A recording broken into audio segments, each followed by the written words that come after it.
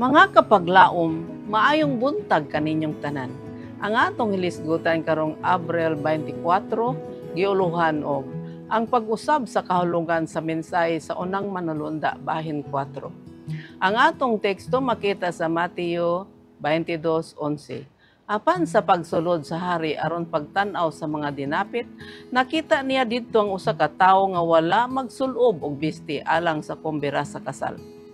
Kapaglaom, gahapon atong nakita nga si Enoch Jacobs ug Apollos Hill, Joseph Turner ug William Miller sa ulahi nga bahin sa 1844 ug sa sayo sa 1845 midugtong sa pitsa sa October og doktrina sa sanktuaryo ngadto sa langitnong hukom sa dili pang ikaduhang pag-anhi o pre-advent judgment sa Daniel 7.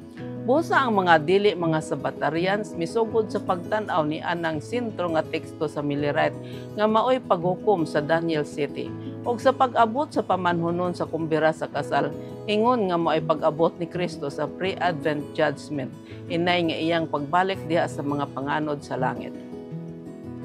Kana sama sa pangatarungan nga gipanghinungod ngadto sa paghinlo sa sanktuaryo sa Daniel 14 ug sa takna sa paghukom diha sa pinadayag 14:7.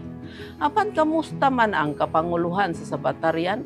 Giyon sa Manila pagbarog sa pagtulon-an sa pre-advent judgment sa ulahi nga bahin sa katuigang 1840. Si Joseph Bates medyo positibo sa topiko. Misulat siya ni adtong 1847 nga mahitungod sa takna nga niabot na ang iyang paghukom, kinahanglan adunay order o hanay og panahon kay ang Dios sa iyang mahukmanon nga kinaiya modesisyon sa kaso sa tanang mga matarong aron nga ang ilang mga ngalan may sulat ngadto sa basahon sa kinabuhi sa kordero ug sila mahingpit nga andam alang ni anang mahinungdanon nga higayon sa ilang pagbalhin gikan sa pagkamalatyon ngadto sa wala nay kamatayon. Og sa ulahi nga bahin sa 1848, giangkon ni Bates nga ang mga matarong nga mga minatay ginahukman na. Si Bates malagmit mao ang una sa Sabbatarian nga mga pangulo nga nagtudlo sa pre-advent judgment.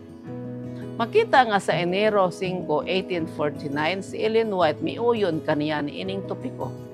Sa iyang komento bahin sa pananawon nga iyang nadawat ni anang pitsa siya nagsulat nga iyang nakita nga si Jesus dili mobiya sa pinakalabing balaang dapit hangtod nga ang matag kaso na desisyonan kung kini kaluwasan ba o kalaglagan. Sa karon maayo kayo, si Bates ug Ellen White daw nagkauyon bahin sa topiko. Apan dili si James sa ulahi nga bahin sa September 1850 dayag og kusgano niya nga gisupak si Bates bahin sa topiko nga pre-advent judgment. Niadtong gulana siya misulat nga daghan ang mga huna-huna ang nangalibog niini naking sumpaki nga baruganan nga napatik may tungod ining suhito sa paghukom. Ang uban, ang buot yang gipasabot si Bates. Nakiglalis nga ang adlaw sa paghukom mao ang una pa sa ikadawang pag-anhi. Kini nga panghuna-huna siguro gayud nga walay patukuranan sa pulong sa Dios. Mga kapaglaom, usa ka leksyon niini mao nga ang bisan ang mga pioneer sa Seventh-day Adventist nagkalahi sa usag-usa nga pagsabot bahin sa importante nga mga topiko apan nakahimo gihapon sila sa pagrespeto sa matag usa. Nagkinahanglan kita ni anang espiritu sa atong kaugalingong panahon. Magampo kita. Diyos ug may gugmaon namo nga man sa langit. Salamat sa mga pioneer, sa mga nagbugna sa imong iglesia aron mahibaw-an pag-ayo ang husto nga patukuranan sa imong pulong. Hilabi na gayud sa imong ikaduhang pag-anhi sa yuta. Tabangi kami Ginoo nga padayunon namo ang among pagtuon sa imong pulong aron among masabtan ang imong kabubuton sa ngalan ni Hesus. Amen.